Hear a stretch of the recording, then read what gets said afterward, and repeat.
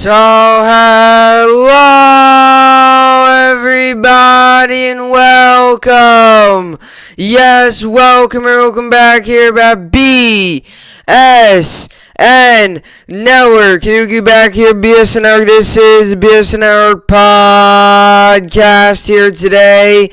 It is Tuesday, May 18th. Hopefully everybody's having a good day so far and had a good rest of their day yesterday. It is in fact Tuesday, May 18th here today. We are getting closer and closer to the NBA playoffs. Today starts the play-in series games, but on Saturday is the start of the first round matchups. Tonight, we will find who the Brooklyn Nets play round one, whether that is the Washington Wizards or the Boston Celtics, and it's going to be exciting. I'm ready for it. I'm hyped. I'm really, ever since the Nets made the signings of KD and Kyrie, and obviously this most recent one with James Harden, we all knew that it was playoffs and it was trying to win a title, and that's the expectation. That's the goal, and that's also the expectation. I mean, it's not really a goal, it's an expectation. I mean, we're supposed to win the finals. We are the favorites to win the NBA championship. Pretty much 90% of people have the Nets winning a championship, so it's not the goal. It is a goal, but it's the expectation. The expectation from me, other Nets fans, NBA fans out there, are that the Nets are going to win the finals. And I feel confident that we are going to win the finals. I feel confident that we have a good team to do it. I feel confident in the Brooklyn Nets to get the job done and win it all. So we'll figure out who they play tonight. We'll figure out who they play round one. Is that the Washington Wizards or the Celtics? To be honest, if you're going to ask me who I would want to play, I don't really mind either one of them. Now, the Celtics we obviously beat this year.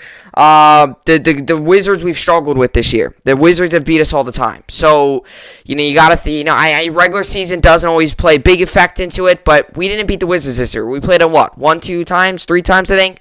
I don't know what exactly time was. So, we played them about 3 times this year. So, and we lost all of them. So, if you're asking me who I would rather play, I'm going to get into all of it, but, tonight we'll find out who we play. And if I'm the Brooklyn Nets, as a fan, I just want it to get here already.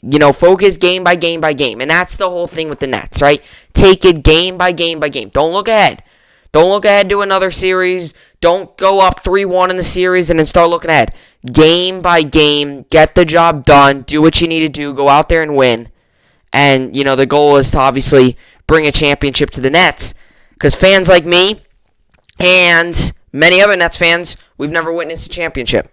We've never witnessed a championship before. So, I've been a Net fan my whole life. I've watched the Nets a lot. And if you don't believe that, if you think I jumped on when KD and Kyrie got here, you can watch my old podcasts. I talked about the Nets a lot. I literally said I was a Nets fan. So, you could watch my old podcast. You could see that I've always been a Nets fan. So, we have a great opportunity to win it all this season, so we got to take advantage of it. So, NBA play-in starts today, playoffs Saturday, and then throughout the weekend, and then throughout the week, and all the way up into the finals. And then to recap last night in sports, the usual Yankees took a tough loss, 5-2. Cole didn't pitch great. He didn't pitch great. I mean, I'm not gonna sit here and say that, I'm not going to try to sit here. I mean, he did not pitch good. I mean, the storyline of it all was he did not pitch good. He did not do what he needed to do. He went out there through 5 innings, allowed 5 runs, 7 strikeouts, 5 runs.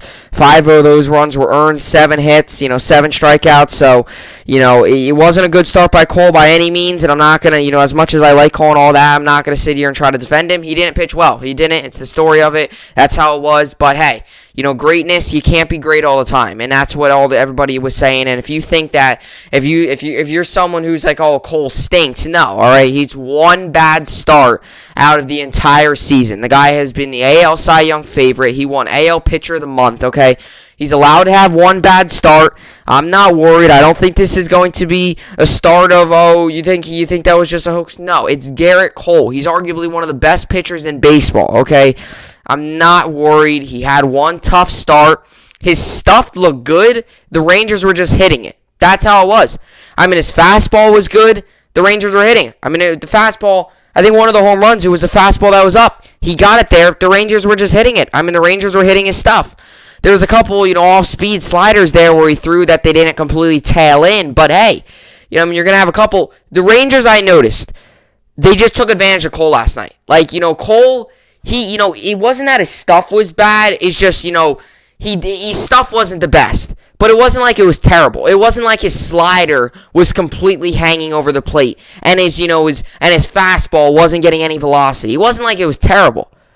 But, any little mistake he made, the Texas Rangers paid for it. Or the Texas Rangers made the Yankees pay for it. So a tough loss for the Yankees. Not a great way to start off a series, a 4-game set when you're playing against a team that is very beatable. But, hey, we try to bounce back today. We're going to try to get the job done today. Mets also played last night. They took the win. I believe they did, right? Did they? Yes, they did. They took the win. Just double checking. Scary moment with Pilar. He got hit in the face, but he should be okay. Hopefully he is okay. We've seen a couple of those already this season, him and then Harper. So, Harper's obviously came back and he was okay, and hopefully Pilar said he's okay. He said he was last night. He posted something out there on social media. I didn't see it. I heard about it, that he was okay. So, good thing he's okay. Good thing he should be back out there, hopefully sooner rather than later. You never like to see that happen, whether you're a Mets fan, whether you're not a Mets fan, just sports fans in general. You never like to see injuries happen. So hopefully he gets back onto the field sooner rather than later. Yankees play today. Mets also. The normal. We're getting into the dog days of summer. I shouldn't even say that because we haven't really hit summer yet, but we're getting into, the June, July months where, it's already May 18th. Surprised or not, it's already May 18th. So, it seemed like May just began. It's already May 18th, but it's the truth. We're getting closer and closer to June and then July, and then, then that's when you get into, games every day and just trying to get wins and grinding stuff out. So, that's what I got there. Topics for today. We got the NBA East playing games. I wanted to get into that. I wanted to talk about the NBA East playing games, talk a little bit about the format. And just talk about a little bit about the NBA and a little bit about, just the playoffs and what to expect. And I'll give you my game picks for tonight's game. And then tomorrow I'll give you my game picks for tomorrow. And then whoever wins those games, you get to another game. So it's definitely complicated. The playing series is a little complicated. I'll get into all of it after, I'll get into all of it in this upcoming segment. But I wanted to get to today was the Pacers-Hornets game and the Celtics-Wizards game. Those are the two games going on today. That's the East playing series. And then tomorrow is the Western Conference playing series, and then obviously you got all the games. Playing series ends on Friday. It starts today, ends Friday, and then Saturday is when the official playoffs start. I know the Nets, the schedule came out today. The Nets play on Saturday against the winner of the Celtics-Wizards game, and the Knicks play on Sunday against the Hawks. So the Nets obviously still awaiting their opponent. We'll find out tonight who the Brooklyn Nets play first round. The times for the games have not been official. They have not came out yet, but the schedule did. So I wanted to get into that. Then I wanted to get into the Yankees roster moves. Yankees have made some roster moves. I don't know if I want to call them roster moves because it's not like it's like a trade or a release, but the Yankees have had some injuries. Aaron Hicks was placed on the 10-day IL. Giancarlo Stanton was placed on the 10-day IL. Now, Hicks, it looks like it might be long-term. Stanton, Boone said, to be honest, I don't even know why they placed Stan on the IL because Boone said he should be back May 25th, which is about a week, so he's just going to need a little bit off. But he said he should be back for the start of the Blue Jay series. So he says it's just a little, just general, pain. Supposedly Boone just felt it was necessary to put him on the IL, so they did. And then they made some called up Ryan Lamar. Yesterday they called up Albert Abreu to fill the extra roster spot. They then optioned him. So a couple, different roster moves here and there. Nothing crazy, nothing major, but stuff that's definitely worth talking about. So I wanted to get into that. Then we'll finish off with the New York sports update. Obviously, Yankees, Mets all play today. Nets and Knicks still off all the way until the weekend. It's one thing with the playing series, trying to stay fresh. Yes, you get some practice time in, but the Nets who played on Sunday, The Knicks playing on Sunday. The next time they will play is this upcoming Sunday. So they'll have a week off. It's almost like another All-Star break. And that could be a little tough because then you got to go out there and play a playoff game. So, we'll see. We'll see. Obviously, hopefully, the playoffs go well. And that's one thing. Some players you could say you want to take the rest. And they'll say, just recoup. And some players just say, just keep going. Keep the foot on the pedal. Like, let's just keep going. Give me 2-3 days off and I'm good. Not a week off. So, we'll see how it all plays out. But with all that being said, this is the BSN podcast, and let's get right into it. So, obviously, the NHL playoffs have already started. Last night, there was some excellent games on last night. Obviously, the Avalanche got a win, the Hurricanes got a win, and the Bruins got the win in overtime.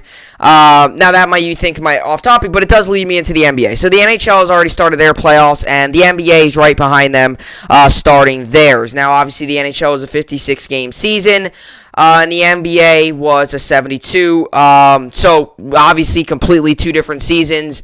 NBA was 10 less games. NHL was a whole lot more less games than the NBA. But the NBA season concluded, obviously, on Sunday. Yesterday was a league-wide day off. Obviously, for the teams that aren't in the playoffs or the play-ins, they're done. So, they're on vacation right now. They're enjoying their off-season. And tonight starts the play-in series. Now, this is something new with the NBA, and they put it in. So, last season, they put the play-in series in, I believe, for the bubble. Or it was something like a best out of 3. I remember the Grizzlies, Trailblazers were in it. It was like a best out of 3. And, whoever wins that moved on to play the Lakers because there was a tie between the 9 and the 8 seed. It was the best out of 3. The winner of that ended up, I believe, playing the 1 seed Lakers. Obviously, we all know the Lakers won the championship, so that series ended up not meaning anything. But they did start it. So the play-in series is interesting. It's one of these things that with COVID and things like that, the NBA, kind of not saying the bubble was, not saying that it was good to have, the pause in the NBA season. I'm not saying that. That was terrible. But without any sports, that was awful. But what I'm saying is with the play-in series, it's like they found that out last season. With the bubble, with the season getting put on pause, they decided to put in the play-in series. So they're doing it again this year. And NBA fans, I would say, are completely split 50-50 on it. I could see both sides of it. And I could also see the side of, I could see why people would like it. I could see why people would hate it. Now, why people might like it is because it's giving you extra basketball. It's giving you 4 days of basketball up until the playoffs. So instead of not seeing any the playoffs would probably start today. It would probably be a day off and you would start today with the play-in series. So, it gives you an opportunity to get some extra play in basketball.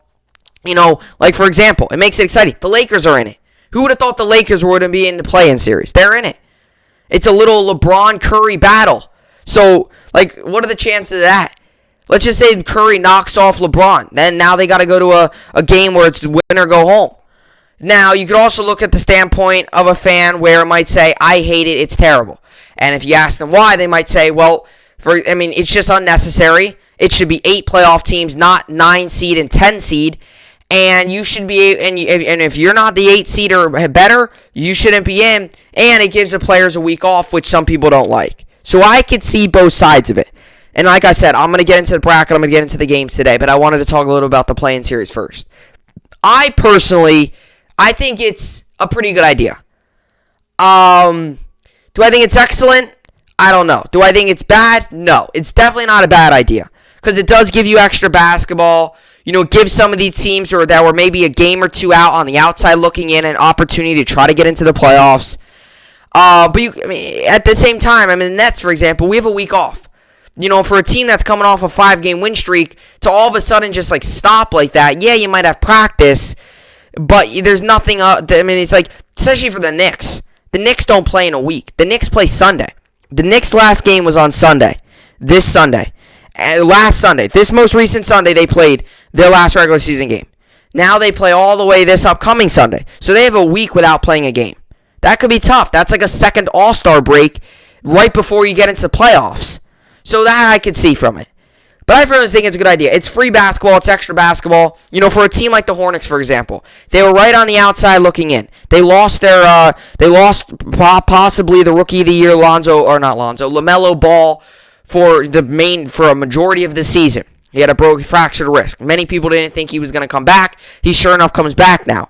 A team that maybe if they had LaMelo, they could have squeaked into the playoffs. They didn't. Now they're barely on the outside looking in. They were one game behind the Pacers for the 9 seed. And this is a team that was right on the outside looking in. They were, They were one game behind the Pacers and the Wizards. They were 3 games behind the Celtics. There was not that much space in between them. So they are a team that, very well, if LaMelo's healthy, they might be in the playoffs, not in the play-in series. So that gives them an opportunity to get into the playoffs. So here's the bracket, and I wanted to get into the game. So here is the play-in bracket. Here is how it goes. Now, it's a little confusing to it's a little confusing to understand because it's a bracket. So if you're not very good with it, if you're not very good with brackets, it's obviously if you're not very good with brackets, it's going to be confusing. It's a little confusing. I'll try my best to explain it. So this is how the play-in series works. So, for example, in the Eastern Conference, so the 9th place team will play the 10th place team. Now, the winner of that 9th place, 10th place game will go to another game. So they don't advance right away. So the winner of that game will play the loser of the 7th seed, 8th seed game. Now, the winner of the 8th seed, 7th seed game will go and play, like, for example, the Celtics Wizards, the winner of that game plays the Nets. Now, the winner of that game plays the Nets. The winner of the 9 seed, 10 seed game, which for this case is the Hornets and Pacers, will play the loser of that Celtics Wizards game. So you got to look at it as this. The loser of the 10 seed, 9 seed game, their season's over. That's it. They're done. So the Pacers, Hornets, it's win or go home tonight. If you win, I guess you can kind of say you're partially in because you still got to play another game until to actually get into and get the 8 seed. But if you lose, you're done. And if you're the Celtics or Wizards, if you lose, you're not done because you still play the winner of the 9 seed, 10 seed game. So realistically, your 10 seed, 9 seed are at a big disadvantage because even if they win, they got to go underdog again against the loser of the 7 seed, 8 seed. So the 9 seed, 10 seed automatically have to play 2 games in order to get there. For example, like the 7th seed, 8 seed game, the winner of that will play the Nets. And that's the same thing for the Western Conference. So the Nets will play the winner of the Celtics Wizards. The loser of the Celtics Wizards will play the winner of the Pacers Hornets. The winner of that game will play the Sixers first round. That's when you really get into the playoffs. So do you want to count this as playoffs? That's a debate. Some people say this is the start of playoffs. Some people say this shouldn't be considered playoffs. I look at it as it's the postseason. It's not playoffs. It's not play-in. It's not semifinals. It's not quarterfinals. It's not first, second round, or the round before first round. I look at it as it's postseason basketball. It's not really playoffs. It's just postseason. It's postseason basketball. It's an opportunity for teams that were on the outside looking in to try and get in. And obviously, the advantage to having the 1 seed and the 7 seed is you got to play the teams that are on the play-in. And that's the one thing. The Nets, for example, are going to be playing the Celtics Wizards, one of those 2 teams, and whoever wins that game, they're going to already play a game. The Nets are going to be well rested while those teams have to play a game. Now, that's especially an advantage for the 1 seed, because the 1 seed's got to play a team who already played 2 games this week. And then, or the 76ers will play a team that's already played 2 games. So, that's another disadvantage. The 10th and the 9th seed, they got to automatically play 2 games. The winner of the Celtics Wizards can play 1 game, and they're playing against the Nets. So, yes, it's confusing. Yes, you might think it's unnecessary. Just put the 1 seed, 8 seed, 7 seed. Just go 1 through 8. They're in, they're not, whatever. Yes, you might think about that. But at the same time, it creates some extra added drama in a way. Because, let's just say for example, let's just say the Lakers lose tomorrow. I'm going to be honest, I don't think it's going to happen. I think the Lakers win that game. I think they win. I think it's a close game, but I think they win. I'm spoiling my pick already. You know I'm going to take the Lakers. Let's just say they lose tomorrow. You know how much that's going to cause, around the media? It's going to blow up. I mean, they're gonna be in an elimination game then. If they lose, I mean, if they lose tomorrow, they then will play the winner of that 9-10 game, and if they lose that game, they're done. Now, if they play that game, they're in. I guess you can kind of call this as like the qualifiers. Like, you're not in the playoffs, but you're qualifying. It's the play-in. Just postseason play-in qualifiers. I don't know if this is playoffs yet. Because if you lose, like if the Celtics or let's say the Pacers lose tonight, or Hornets, whoever loses tonight, their season's done. They never really technically got to the playoffs. They were in a qualifying round to get to the playoffs. So, it gives these teams an opportunity. Now, for example, if there was no play-in series, the Pacers and Hornets would be done. Other than that, the Wizards would be in, Celtics, Heat, Hawks, Knicks, Bucks, Nets, and Sixers. Now, in the Western Conference, the Grizzlies and Spurs would not have any shot at the playoffs if the play-in series wasn't a thing. It would just be the Warriors, Lakers, Trailblazers, and Mavericks, Clippers, Nuggets, Suns, Jazz. So, like I said, a team like the Grizzlies, they're only one game out from the Warriors. 1 or 2 games you lose, you would be done for the year. Instead, you get an opportunity. Is it going to be hard? Yes. Because then you got to play 2 games to get to the win. Let's say the Spurs come out of that and they play the 1 seed Jazz. They'll play 2 games, then they got to go play the Jazz, who had the best record in the regular season. So it's going to be difficult. The chances of being in the play-in series to winning it all are extremely low. The Lakers have a high chance of still getting there because of how good they are. They had injuries that hurt them in the season, but still, it gives these teams an extra opportunity.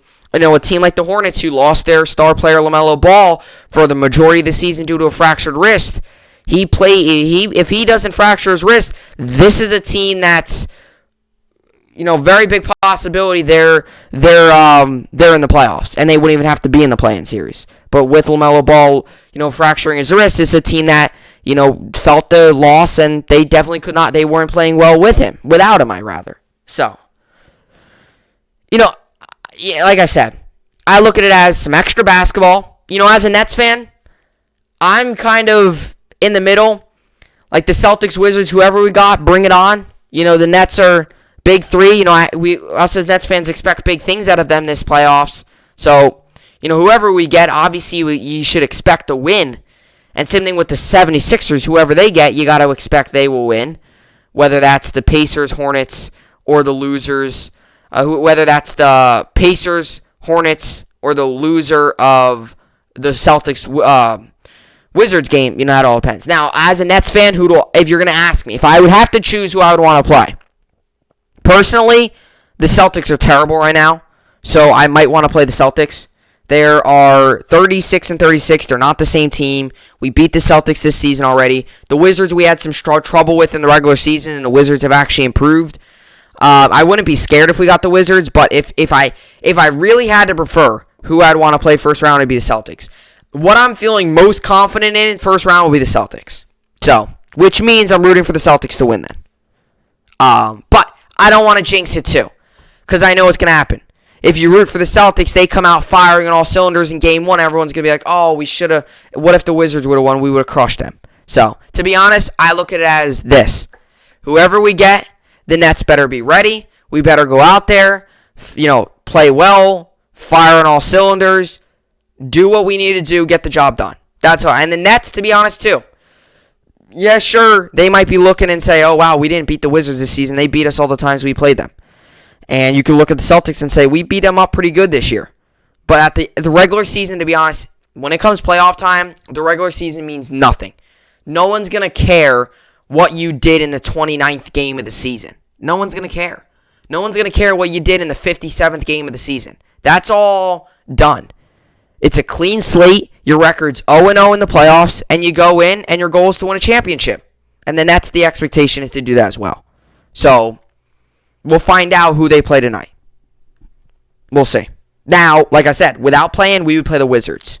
Or, rather, the Celtics. And the 76ers would play the Wizards. The 2 teams that would not be in it tonight would be the Pacers and the Hornets. They would be done.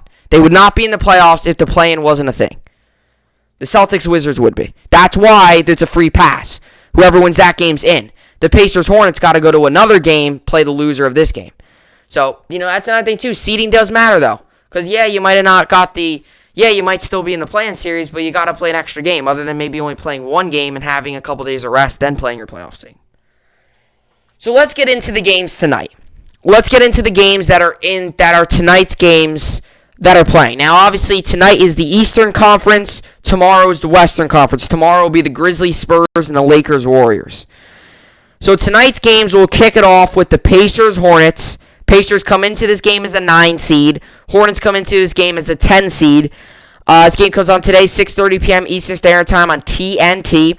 Both the games are on tonight are on TNT, and tomorrow's games are on ESPN. So they're all nationally televised. If you want to watch them, you can. If you hate basketball, whatever, I'm not going to get into that. If you want to watch it, they're on TNT. They're nationally televised. The Pacers come into this game 2-point favorites.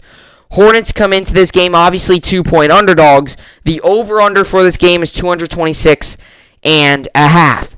Now, obviously the Pacers this season have had some ups and downs. They've had some moments where, they look promising, and then they have some moments where they look lost. And that's why they're coming in as a 9 seed. I look at the Pacers. I look at a lot of these games. I'm going to say this as well with the Celtics-Wizards game as well. These games are going to depend on a lot of who plays. Okay, if Malcolm Brogdon plays tonight for the Pacers, I think the Pacers have a real good shot at winning. Now, LeVert is out. That was announced literally just a little bit ago. Karis LeVert will not be playing tonight. Now, they don't know when he'll be back. He might miss more games. If they lose tonight, their season's obviously done. LeVert will be back next season. Now, if they win tonight, that could cause some question marks. Does LeVert play again? Let's just say they get to the playoffs. Does LeVert play? I don't know. But all I know is LeVert's not playing tonight. Malcolm Brogdon is a game-time decision. You obviously got Sabonis. You got Lamb. There's talent on this Pacers roster. They've got some talent. You got Miles Turner. There's a lot of talent on this roster. There really is. I mean, Miles Turner's obviously out. But there's a lot of talent. Obviously, also same thing with T.J. Warren. He's also out. But Malcolm Brogdon, Lamb, LeVert's obviously out, and then Aaron Holiday too. I look at this game as health is big, and same thing with the Wizards. If the Pacers are healthy, they're a solid team. Sabonis, Brogdon, Lamb. They're out Turner, which is a big loss. A big time rebounder. He can fill up the assist category too. But if you're looking at health of this team could be pretty good. Now, the one issue with this team is I feel like, at times they just don't make the right decisions in right moments. And this season, they've been through a couple different roster changes. This year, they have been. They obviously got LeVert from the Nets in that big 3-team Harden trade. Then they traded Oladipo. So the Pacers, and this might be why they're a 9 seed, and this might be why they finished below 500 and didn't have the success as maybe some people expected them to be, because there was a lot of moving parts on this roster. There really was. I mean, I'm not lying when I say that. You obviously brought in LeVert in the middle of the year.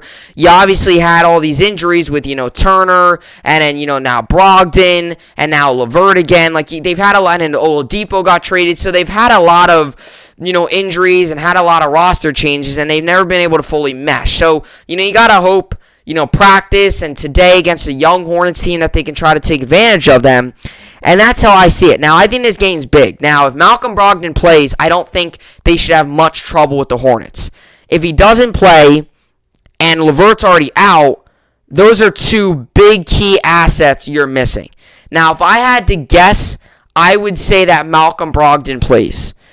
Even if it's still aggravating him a little bit, his injury, I would still put money, not money actually, but I would bet that he wouldn't play. That he would play tonight. If I had to choose, because tonight's elimination game. If they win, they're in. If they don't, they're done. And like I said, they've obviously got Aaron Holiday. They've obviously also got Justin Holiday. They've got the Holiday brothers there. They've got some guys on this team that are definitely good. If you look at the injury report, like I said, their injury report's pretty loaded. They got day-to-day Holiday. Karis LeVert is obviously out. Summer is day-to-day. That definitely hurts them too. And then, Jeremy Lamb also day-to-day, Malcolm Brogdon day-to-day, and then Miles Turner and TJ Warren are both out, and they're not going to be, they probably won't come back this season. So that's something you got to look at. Like I said, if the Pacers are healthy, I would say they win. If they aren't, I'm going to say that, it's going to be a really close game. Now, you look at the Hornets, they got healthy at the right time. There was a moment in this season where they were having a little bit of health issues. Gordon Hayward at times that was on and off the court. He is actually out tonight, which actually hurts them, and he's been out for a little bit there with a foot injury. It does hurt him because Gordon Hayward's a veteran, guy, and in a locker room, an elimination game, you could use that. But obviously, Martin, his ankle, he's day-to-day. And like I said, you already got LaMelo Ball back. You got Devontae Graham. You got, Terry Rozier. This is a team that's got some good guys. I look at this game as like there's a lot of talent. It's not like there's not one guy on this team that sticks out. Like neither of these teams have a Kevin Durant, have a LeBron, have a Trae Young, or have a Luka Doncic, or have a Nikola Jokic, or have a Curry. That's how I look at this. Neither of these teams have that. Right now, the Wizards, they do got Bradley Beal. And they got Russell Westbrook. You look at the Celtics, they got a Jason Tatum. So none of these teams have superstars on their team. They have a bunch of good players, but no superstars. So I believe that this game is going to turn into the battle of who plays better as a team, who passes better, who takes better shots, who is better in clutch moments decision-making. I think that Celtics-Wizards game will come down to, the stars. It might come down to Beal making a clutch shot. It might come down to Westbrook, driving to the lane and drawing a foul. It might come down to Tatum hitting a clutch shot as well, like Beal. It might come down to, someone, spreading the floor. It might come down to, a pass in the paint and a layup. It might come down to one of the stars having to really make a big play. This game I see coming down to decision-making, passing, creating space, and who plays better as a team. And personally, I think that will be the Indiana Pacers. They're a little bit more veteranized. They're not as young as this Charlotte team. The Charlotte team is very relatively young with a relatively new coach. I think playoff atmosphere, elimination game, I got to give it to the Indiana Pacers. I think they win. Now, if Brogdon is out, I think there's a good shot Hornets win. But the matchup with Brogdon, I could very well see him being a big-time piece of this Pacers team. So I will give the Pacers the win, and I think the Pacers will move on to play the loser of the Celtics-Wizards game, what I'll get to here in a second. Now, 2 points is tough because 2 points is like really close. I think this game will be more than 2 points. It might be a 4 or 5 point game. And the reason I say that is because I say this because basketball, right, it's tough to have a 1 point game. Because if you're down by 2, they're going to foul. So I can see this game being a 2 point game with 30 seconds to go, but the Hornets drawing a foul, the Hornets fouling, and maybe it turns into a 5-6 point finish. I can see something like that. So I will take that the Pacers cover, but that doesn't mean I think it's going to be a blow. I think it might be a 4 or 5 point game. I think it's going to be close because both these teams got their issues. Pacers got some injury issues at the wrong time. Now, yeah, the Hornets got healthier, but, Gordon Hayward, a veteran, who would be big in that locker room. He's still going to be on the sideline, but, it's much different when he's out there on the court. So, we'll see how it plays out. Then the next game here is the Celtics-Wizards. This game will come on right after the Pacers-Hornets. Celtics come in this game 1.5 point favorites. The over-under is 233 for this game. This game comes on today, 9 p.m. Eastern Standard Time on TNT. So like I said, this game is right after the Hornets-Pacers game. So, you won't have to move much. You won't have to switch channels. When the Hornets are done, when the Hornets-Pacers are done, it will switch on over to the Celtics-Wizards. This game is too, like I said, that Pacers-Hornets game, it's a lot of who's going to play better as a team. This game, it's the stars. It's what star is going to shine the brightest. Is it going to be Tatum leading the way? Is it going to, I wouldn't say Kemba Walker is really a star player, but is it going to be, a guy who's experienced a lot, Kemba Walker? Meaning, he's been around a lot, Marcus Smart. Is it going to be the physicality of Marcus Smart? Is it going to be, Russell Westbrook driving to the net, making a play, passing it out, making a big-time play late in a game? Is it going to be Beal hitting a big three? Big three late in the game, right? Who's it going to be? Now, one issue with the Wizards, and I would like to say this too, because it's tough to make your game picks, because like I said, guys, I upload these pods after I do them. So I do these, and then I upload them, a little bit after. So, right now, we're still a long way out from this game. So when I'm doing this pod right now, we are still a long way out from this game. Beal is considered, I would say, like a day-to-day. He played on Sunday. He said he didn't feel great. It was a grind. Now, he might have to do the same thing today. But if Beal's not 100% and he doesn't play well, I don't think this Wizard team wins this game. Now, if Beal's 100% and he plays well, I could see the Wizards winning this game. Here's my issue with the Celtics. They just look disgruntled at times. And, like I said, Brad Stevens is he's a hot topic right now along the NBA and obviously, especially when it comes to Boston sports. He's a hot topic. He's a hot topic in sports. Everyone's wondering, what is Brad Stevens? What's going to happen to him? If the Celtics lose tonight and they lose their next game, is he done? If the Celtics win tonight and get swept first round, are the Celtics done? The Celtics have really underachieved this season. I mean, this is a Celtics team that came into the season with Jaylen Brown, Tatum, Marcus Smart, Kemba Walker. Obviously, Walker was injured a little bit. And, then Marcus Smart got injured, and then now Jaylen Brown got injured. So another season full of injuries. But the Celtics have had a really interesting year. Because the Celtics have had one of these years where it's like, they've had one of these years where it's, it's a tough situation. Because this team could never really get healthy fully at the same time, it seemed. Because you started off with Tatum, Smart, and then Jaylen Brown, obviously. And then Kemba came back, and then, obviously he's been back for a little bit. Then Marcus Smart went down, and then most recently Jaylen Brown is done for the season with a wrist injury. And now you still got Tatum, who's been healthy, but this is a team that has really underachieved. And they obviously picked up Evan Fournier, and a lot of people believe he's the X factor of this team. He's kind of the hidden gem. He's a guy that could make a clutch shot late in this game. Like I said, I think this game's going to come down to two things. I think it's going to come down to a superstar and coaching late. And I think that's big. I think this game's going to be decided, like I said, Pacers, Hornets, it's going to be decided on team play and decisions late. This game will be decided on a superstar player, whether that is, I don't know if it's superstar, but a star player, because the Pacers, Malcolm Brogdon, he's not a star. Karis LeVert, I like Karis LeVert a lot, he's not a star. Sabonis isn't a star, right? You look at the Hornets, LaMelo Ball is not a star yet. He's good. I wouldn't call him a star. I wouldn't call him a top 10 player in the league right now. Same thing with, guys like Terry Rozier and stuff. They're not stars. They're not a guy that could take a team single-handedly and lead them. Now, Westbrook and Beal together, they could take this Wizards. They've had some success this season, especially late here. And the Celtics, Tatum, he's taken this team to the playoffs a couple times here. Obviously with Jaylen Brown and obviously that, and they don't got him. But I think this. If Bradley Beal plays, I think the Capitals win. Not Capitals. Oh, I did it again. The Wizards win.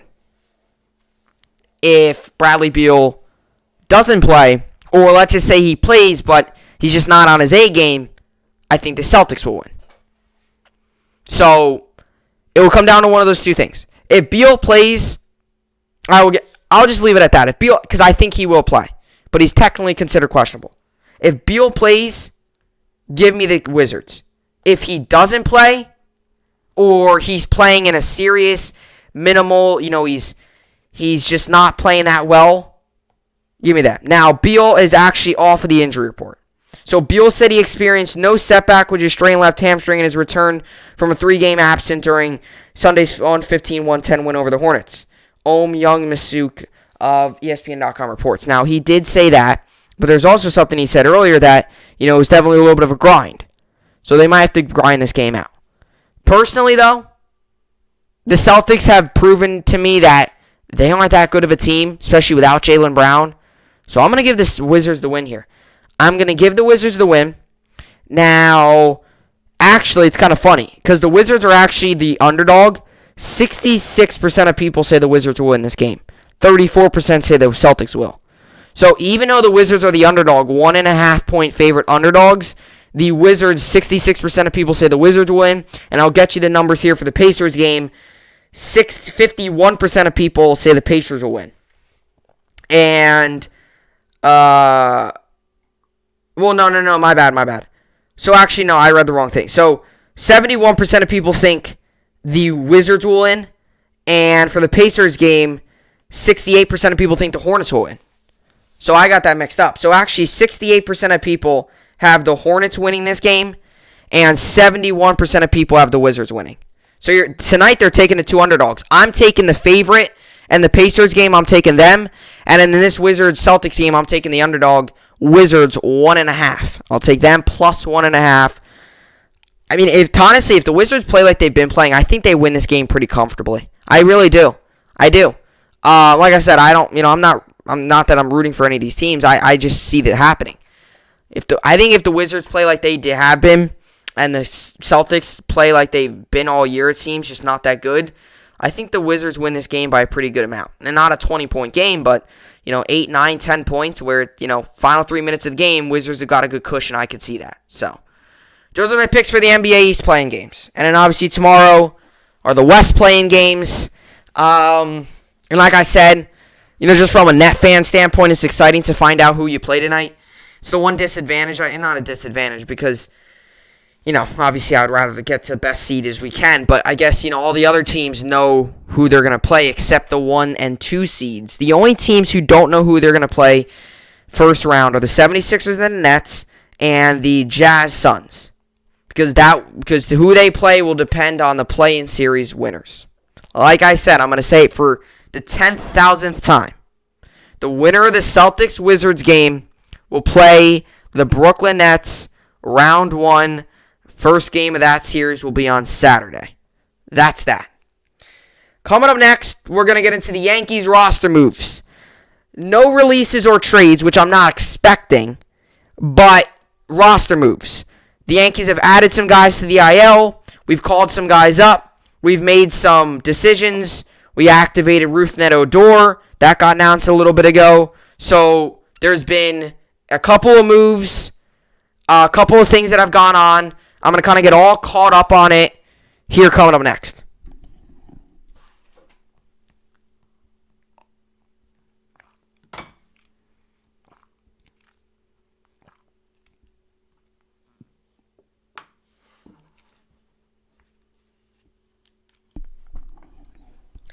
All right, so we welcome you back here. So this is pretty big news here. Derek Jeter documentary coming. So it's gonna be a 6-part documentary, and it's going to be, it looks like, about just details the Yankees legend's career. It's gonna be called The Captain, and it's becoming next year, 2022. So set for 2022. So I don't know when in 2022, whether it's going to be, summer of 2022, spring of 2022, whenever it's going to be. But it's going to be ESPN and Hall of Fame shortstop Derek Jeter announced a documentary that will detail the Yankees legend's career set for a 2022 release. The multi-part series will be titled The Captain and follows Jeter's journey from first-round pick to Yankees great. Director Randy Wilkins has signed on to helm the film. The documentary series will use Jeter's journey as a vessel to tell a larger culture story that explores race, family, community, rivalries, and more. The heartbeat of the project is the candid access to a man who helped restore shine to a team, a city, and a culture, the ESPN press release says. Spike Lee, Mike Tollin, Mandalay Sports Media, XL Media, and Connor Shell will serve as executive producers for the project. The Players Tribune is the Major League Baseball, and Major League Baseball will also be involved in the development. Jeter played for the Yankees from 1995 to 2014, winning 5 World Series and earning 14 All-Star appearances. He was renowned as the face of the Yankees franchise while also drawing massive amounts of attention off the field, particularly with his dating life. And it will be interesting to see how much Jeter is willing to open up for the documentary, given he has been fiercely private about his personal life. That is true, which I have no issue with. But some of these guys are more outgoing. Not, like I said, I'm not comparing Jeter to Kevin Durant, but Jeter and Durant are similar in a way. they don't say much about their personal life. Like, Durant's kind of quiet outside of basketball. I mean, he'll get into stuff, social media here and there, but, in terms of just doing his own thing, he kind of does that. Same thing with Jeter. He was a guy, he wasn't going out and about. It was kind of, gain to back home. He was kind of a more, yes, he was a big name. Yes, he was a guy that he was kind of out of the spotlight. Almost like Jordan. Literally just like Jordan. Jordan was just Michael Jordan. Now, he obviously had the ESPN documentary. We're coming up almost like a year now. I believe that started around now. But Michael Jordan had, he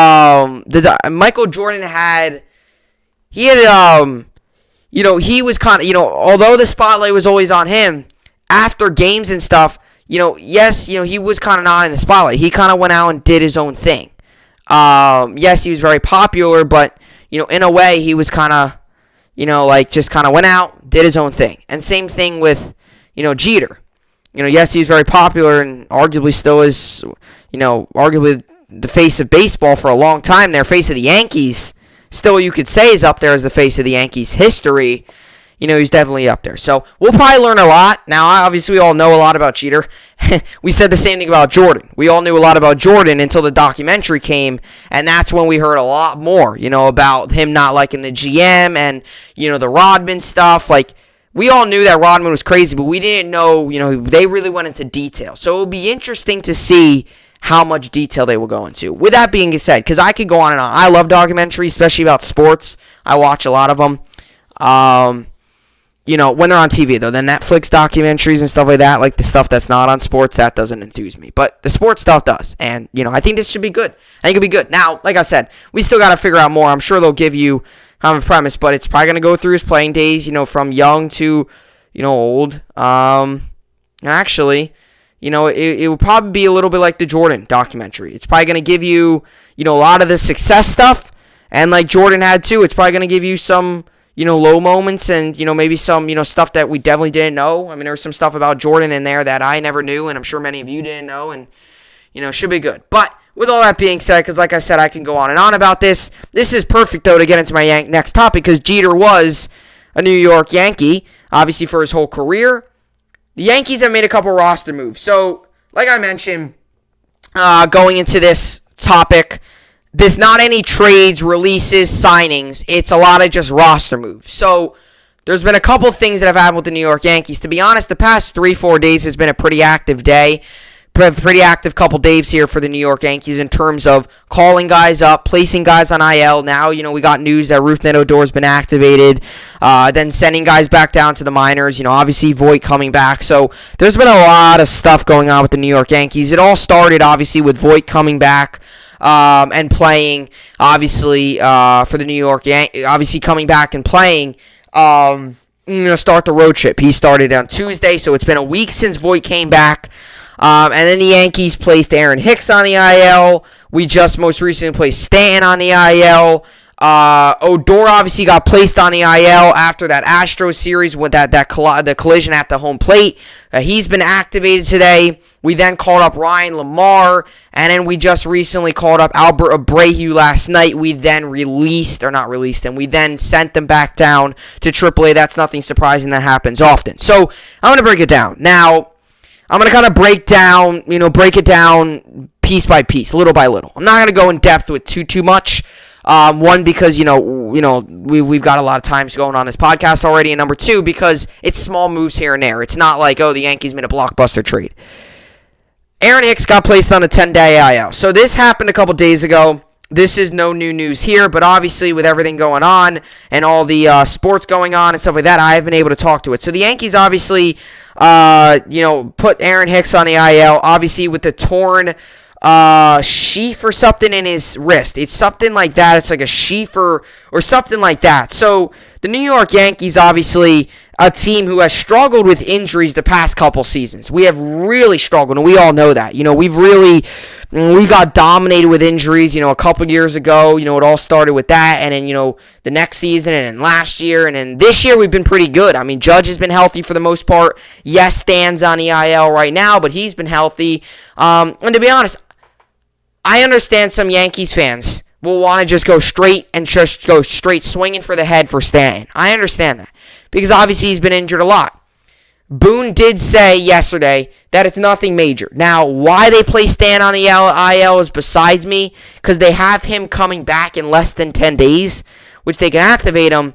But if I'm not mistaken, I think you have to wait till that 10-day period's up. So why they play Stan on the IL is beside me, because they already gave them a date for him to return. Now, it is a quad injury with him. Obviously, Hicks, it's a wrist. And Hicks, you could bash him all you want. Hicks is batting 190. He's batting a $194 right now. He's terrible. I know obviously he said he had, from the Tommy John surgery and the elbow surgery he got and all that. I know he says that he feels great. I still don't think his arm's completely back up to speed. You look at some of the throws he makes, it still does not seem like he's fully 100%. Now, I could be wrong. He could be feeling great. It's just that, he's getting older. But I think Hicks very well could be done for the season, and a lot of people are talking about that. That might be the case. Hicks might be done for the season. He's got a torn sheath or whatever, something in his wrist. It's some tendon in his wrist that's torn. Now, Teixeira actually got a very similar injury. I don't know exactly the amount of time Teixeira got, how long he was out, but I think for a torn tendon in your wrist, which is a big area of playing baseball, you're swinging. I don't know if it's, like I said, it might be on a left or right hand. I'm not 100% sure.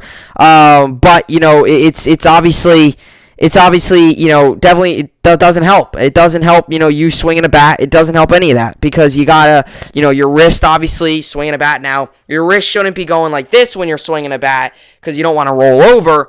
But, it's obviously something when you grip the bat and stuff like that, it's gonna hurt. I mean, anything torn is going to hurt, whether it's your lower half or your upper body or your hand or your arm, wherever it is, a torn, whatever, muscle, tendon, whatever it is, it's going to hurt. So, I could see Hicks being out for way longer than 10 days, and that's why we called up Ryan LaMar. Now, Ryan LaMar is a guy that, he's been in the league for a long time, 32 years old, I think. He's bounced around a lot. He's got incredible power, but it's just, can he adjust to Major League pitching, and you'll figure that out, I guess, very soon. We'll see Andujar get some adjusted time. Obviously, Gleyber Torres being on the COVID list, Wade also has been getting adjusted time. So for the Yankees going in this pattern of pretty healthy, there was the little COVID outbreak, 9 staffers, and obviously Torres tested positive, and then you get, he's back on there. Obviously, Torres then, tests positive. You got to call up Wade, and then, Hicks goes down, and you got to call up Lamar, and now that's going to lead to Gardy getting some more time, which I have no issue with. I've always liked Gardy. And then you look at now it's Stanton, and, it's obviously tough because Stanton has been arguably one of the best hitters in baseball this season, and I said one of the best, not the best. I know a lot of people might come at me for that, saying he is the best. No. Trout, Mercedes, guys like that, they're raking this year. But Stanton, arguably one of the hottest hitters in baseball right now. He's batting up there, 293. He's got the second, I believe it's the second highest. I could check again, but I believe he's still got the second highest batting average on the Yankees. Now, LeMahieu's did go down. I think he actually had the highest, although Judge has been jolting up. Also, Urshela is up there as well. But he's up there. He's definitely top 3 in batting average on the Yankees. So he's been hitting really well. And it's obviously tough to see him go down. Now, here's my whole thing. And like I said, I hold high expectations for my team, especially when it comes to the Yankees, and especially, when it comes to the health of the New York Yankees. You obviously got to hope that guys can stay healthy. Okay, it's bound to happen in the MLB. You're not going to play 160 games. Stanton, Judge, the entire guys in the Yankees, they're not going to play every day. And this is nothing against Boone, but it's the truth. Boone hands out rest days like it's candy. He gives out, he rests a lot of players a lot. They'll play 2 games in a series, and Judge will be sitting out for a day for no reason. For those of you who have the mindset of Stanton playing all 162 games, that's wild. Okay, I don't know where you're coming from. Okay, no one had Stanton or Judge, anyone really in MLB playing all 162. It's very hard. You very rarely see it. Especially nowadays when health, days off and playoffs and stuff like that matter. 162, you're not going to see it. 150, that's pushing it a little bit. 100. MLB players are bound. It's an average, actually. It's you're bound to about have one IL day. One stint on the IL. You see it all the time. The issue with Stan is, and Judge and guys like that, they've had 5-6 IL stints, or they'll go on the 60-day IL. They'll play 40 games instead of 130. If Stan plays 140 games this season, he's on pace right now. Before he went on the IL, the pregame show said this. Him and Judge were on pace for like 155 games played. But that's because they're on pace. That's if they played like every other game and only rested like a couple more times this season. Or it was like 140, something like that. 155 might be a lie. I might be lying to you. But it was like 140 games, which is actually really good, considering Stanton played 20 games a couple years ago. And Judge and Stan last year didn't even play the full season, didn't even play half of it. But you got to look at this as, hey, you got to say, hey, Stan's been healthy. He's already, to be honest, Stan's already played 30-something games, I think. He's played like 29, 30 games, I think. Like I said, I could be wrong. No, he's played more than that. He's played like 35, 36 games, I think. He's played more than he did 2 years ago and then last year. Not combined yet. He's got to hit like the 40-game mark. But, like I said, I like Stan a lot. And like I said, anytime a player goes on the IL, it's obviously concerning, especially when he's got the injury history that he does, especially since he's came to the Yankees. He's got a real big-time injury history. Obviously, that's been one of the talks of the offseason and talk of this year, is can, Judge and Stan stay healthy? Can this Yankees lineup in general stay healthy? Urshela hasn't had health issues, but a guy who had some little surgery on his elbow in the offseason, to remove a bone chip. Zach Britton, can he come back, strong and, good and stuff like that? Obviously, he has a little bit of setback. So, it's going to happen. It's going to be bound to happen. It just stinks that it happened when it did. It just stinks that it happened when Stanton is one of the hottest hitters in the league right now, and it might be maybe only behind Urshela or up there with Urshela, the hottest hitter on the Yankees right now. So, you got to look at that. Yes, it's IL, but you got to look at the positives. He's the hottest hitter, one of the hottest hitters on the Yankees. He's having a very good year. He's playing like he's playing pretty much like he did with the Marlins. Like I said, I'm not saying I agree or disagree with these people, but some people say, where does he stand in the MVP conversation right now? I'm not going to put my take on that because that will open up a whole nother can of, worms if I say something about the MVP. I do have my opinion on the MVP and stuff, but I'm not going to say that. That's a whole different segment, a very controversial segment because people have very strong opinions on the MVP. But I look at it as, hey, it's IL stint. You got to hope this is maybe his only one. And Boone said that it's nothing major. He said that this is something that he might be back in a couple days. And that's big.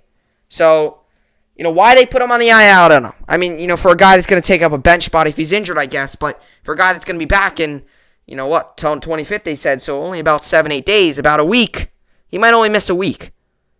And you might say, oh, that's a lot. A week is not a lot. Voigt's already been back a week. Now, you see how quick that's been? Voigt's already played a week. So he might only be out for another week. And he'll be back out there. And I think he will, and hopefully he does, continue the production he was putting up before this. Now, the Yankees obviously activated Rougned Odor. Odor's signing's actually been pretty good. His batting average doesn't show for it, but his clutch hitting has been very good. And the Yankees have had some issues with runners in scoring position. And he's been able to, convert and do well with runners in scoring position. So, hopefully, everything goes as planned. And I'm just hoping that Stanton and, comes back healthy. Hicks. I don't know how I word this because I don't want to be mean. Not saying that I want Hicks to be done for the season. I don't like Hicks. I really don't. He struggled. He's not a good bat in the lineup. To be honest, it might be better off just him not even on this team if we just get rid of him in the offseason. It's been a terrible signing and been terrible. So, hopefully Stan's back soon. And if Stan's back soon, that's a big lineup you get back. And Voigt's starting to heat up as well. So things are starting to... Yes, the Yankees, I guess you can kind of say, have hit a little bit of a bump in the road, when it comes to injuries and obviously the COVID protocol and, stuff like that. But you also got to look at it as we are getting Voit back. We got Odor back. Judge is hitting well right now. LeMahieu's, had 2 hits yesterday. So you just got to, it's about 50-50. There are some, issues right now with injuries and protocols and stuff like that. But there's also some positives. Odor's healthy. Voit's coming back. Judge is, hitting really good right now. So, you can look at both sides of it. As a fan that, is usually very hard on his team, on my teams and stuff like that. I obviously, was ranting about the Yankees early in the season. You got to take the positive approach to this one, and I don't think any Yankees fans out there are going to want to see these players be out for long times. So, you got to hope that Stan's back very soon, which I feel confident he will be. You got to hope that Judge keeps it up, and you got to hope that, Stan continues to hit like not Stan, him too, but Voit. You got to hope that Voit, he's been hitting well the past couple games here. Still getting back into the groove of things. Obviously, he had a home run yesterday. You got to hope that he keeps it up and turns into the Luke Voit we all know and, really enjoy to watch. So, that's what I got in the Yankees roster update. This Derek Jeter documentary series is pretty intriguing. Last Dance, so he's going to get, Last Dance type treatment. Which, I don't know how to say this. Is this, is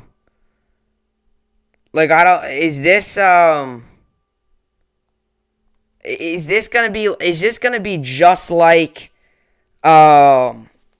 is this gonna be like The Last Dance, just like it? I mean, I guess it probably will be. I am not gonna be exactly like The Last Dance, because The Last Dance was obviously focused around Michael Jordan, but also was the Bulls team. This is gonna be really focused on Derek Jeter. Obviously, Michael Jordan was the big, star.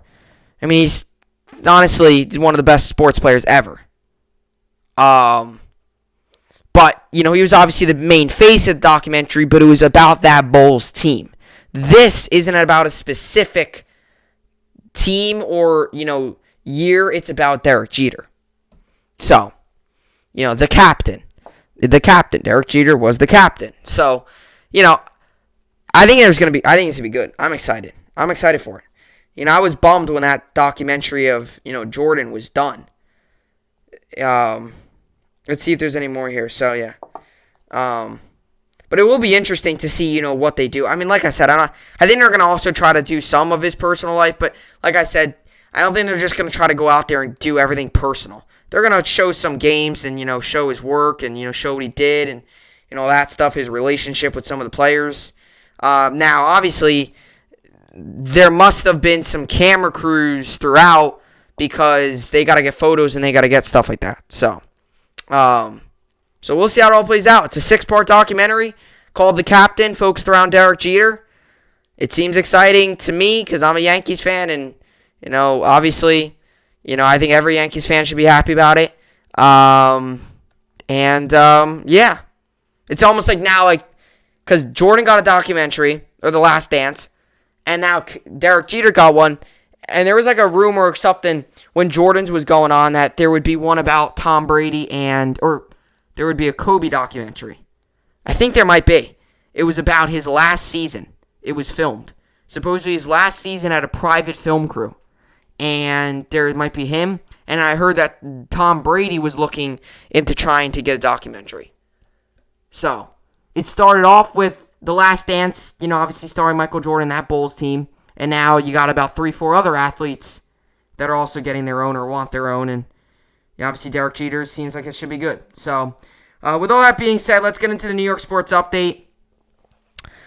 Like I said, NBA I've already done. Pacers and Wizards are my winners. As for the NHL, yesterday the Avalanche got the win 4-1. Hurricanes got the win 5-2. And Bruins got the win 4-3. I think the Avalanche will sweep the Blues. The Hurricanes Predators game was actually close early. It was 2-2 going into the third period, and then the Hurricanes just blew it up, and they scored 3 goals to obviously end that game. So you got to look at it from a Predator standpoint. You got to just hope that you bounce back because you were hanging around with them.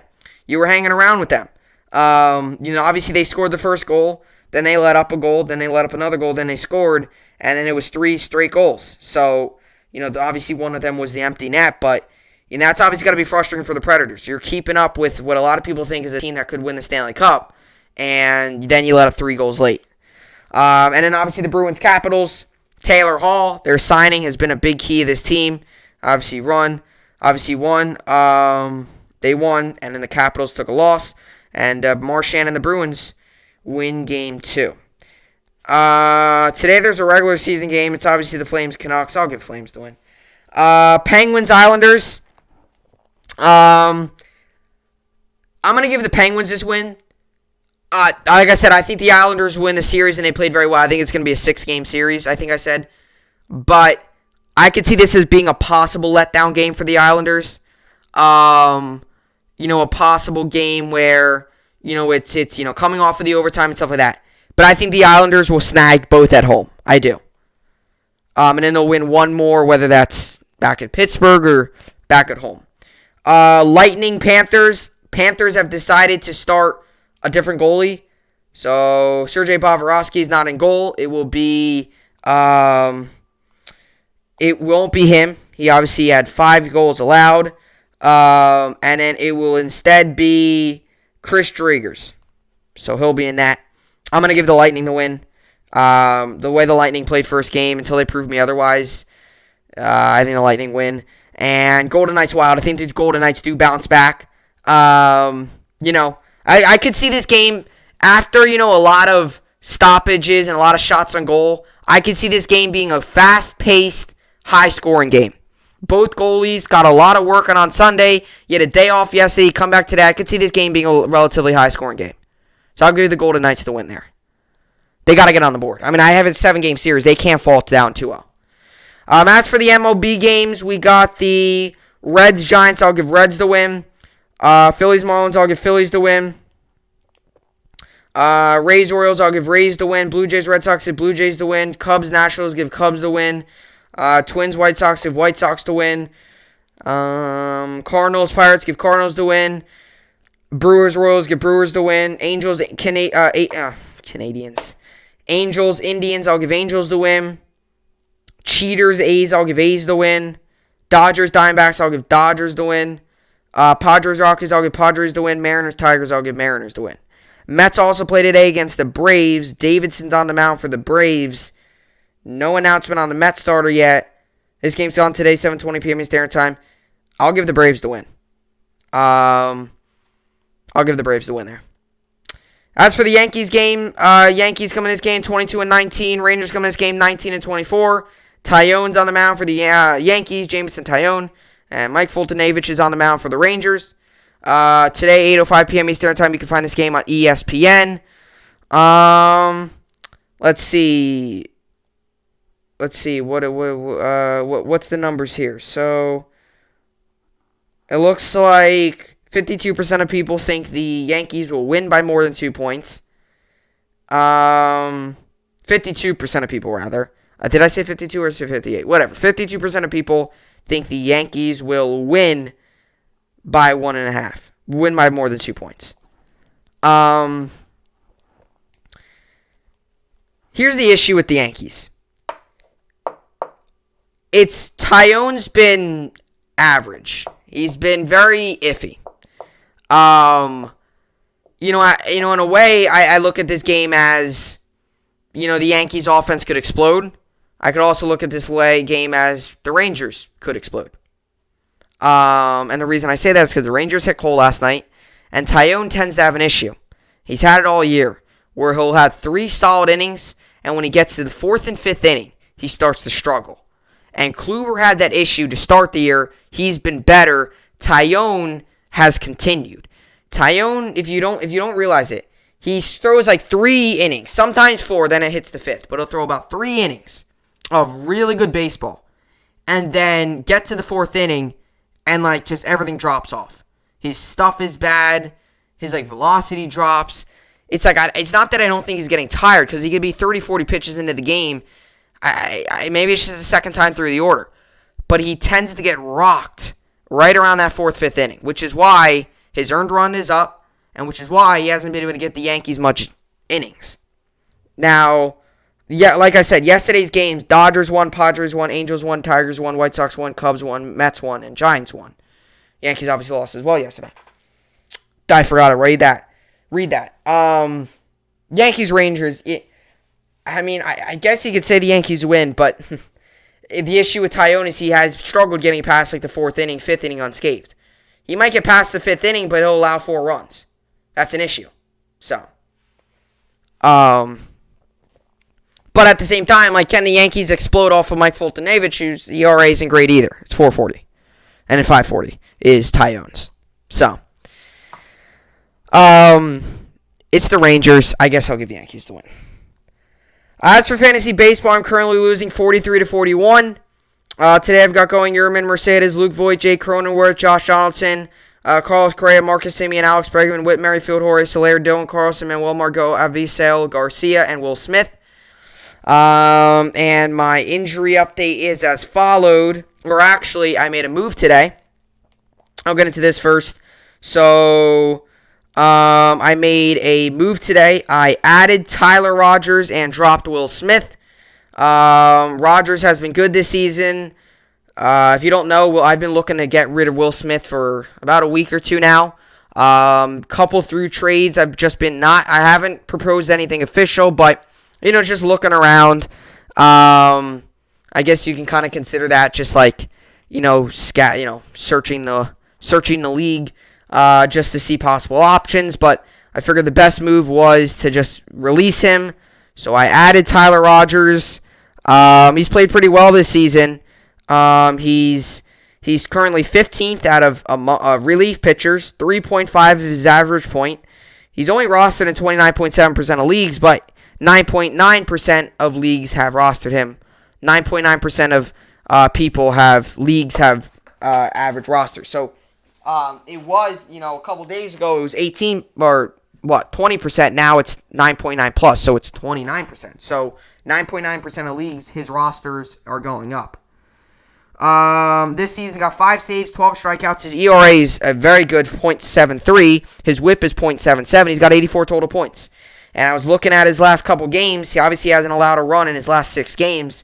1 point, 3 points, 7 points, 5 points, 8.7 points. So, Smith's been inconsistent. Tyler Rogers seems to build consistency for me, so I picked him up. An injury update is as followed.